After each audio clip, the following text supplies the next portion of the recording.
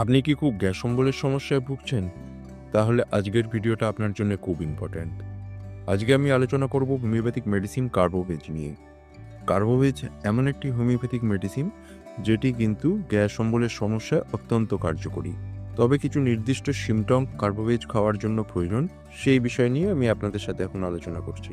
প্রথমত, যদি আপনার গ্যাস অম্বলের সমস্যা হয় এবং আপনার এই গ্যাস অম্বলের সমস্যাতে ঢেকুর উঠলে আপনার একটু রিলিফ হয়, তাহলে কিন্তু কার্বোভেজ আপনার জন্য খুব হেল্পফুল।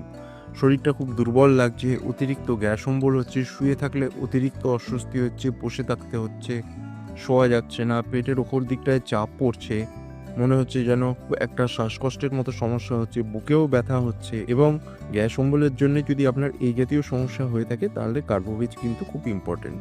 কার্বোভেজের আরও কিছু ইম্পর্টেন্ট সিমটম আছে। কোনো খাবারই হজম হতে চায় না। সাধারণ খাবারও কার্বোভেজের পেশেন্টরা হজম করতে পারে না। হ্যাঁ, ফ্যাট জাতীয় খাবার তো তাদের একদমই সহ্য হয় না। তাহলে ডোজটা মনে রাখবেন, দিনে 2 বার বা 3 বার করে কার্বোভেজ 30 1 থেকে 2 ড্রপ।